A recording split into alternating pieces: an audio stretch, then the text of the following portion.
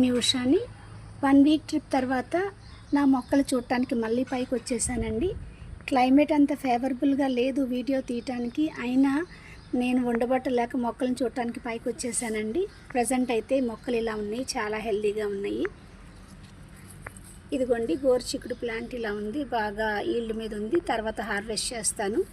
నేను చేసే మోడిఫికేషన్స్ మీకు కూడా వీడియో అప్లోడ్ చేస్తున్నానండి. ఈ కుండీల్లో అయితే కొన్ని పండుటాకులు ఇలా ఉండిపోయినాయి. పండుటాకుల్ని మనం ఎప్పటికప్పుడు రిమూవ్ చేయాలండి. చెట్టుకు బలం కదా, కంపోస్ట్ అయిపోద్దని ఉంచబాకండి. ఆకులు ఎప్పటికప్పుడు రిమూవ్ చేసుకోవాలి, లేదంటే ఫంగల్ ఇన్ఫెక్షన్స్, బ్యాక్టీరియా చెట్టుకు వచ్చేస్తాయండి.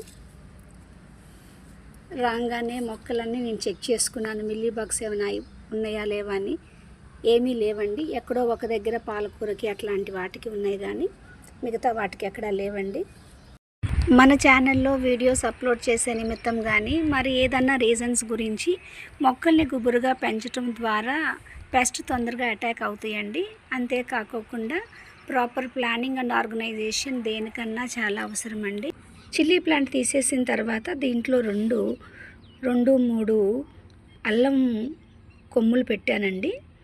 చక్కగా వస్తున్నాయి, కానీ ఈ లోపలే చూడండి ఈ నాచు మొక్కలంతా ఎట్లా వచ్చేసినాయో.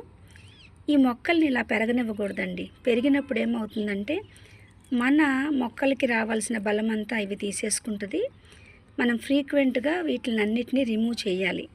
రిమూవ్ చేయకపోతే మట్టిలో ఉన్న సారం అంతా ఈ కలుపు మొక్కలు లాగేసుకొని మన మెయిన్ మొక్క ఏదైతే పెంచాలనుకుంటున్నామో ఆ మొక్కని రానివ్వకుండా చేసేస్తాయి.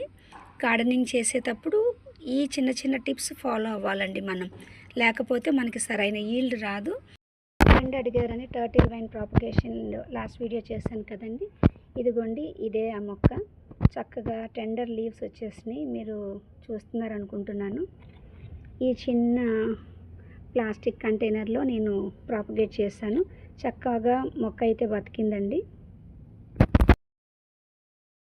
సాయిల్ని ఎప్పటికప్పుడే ఏదన్నా కర్రతో కానీ గార్డెన్ టూల్తో ఇలా పెళ్ళగించాలండి. పెళ్ళగించడం ద్వారా సాయిల్ లూజ్ అవుతుంది.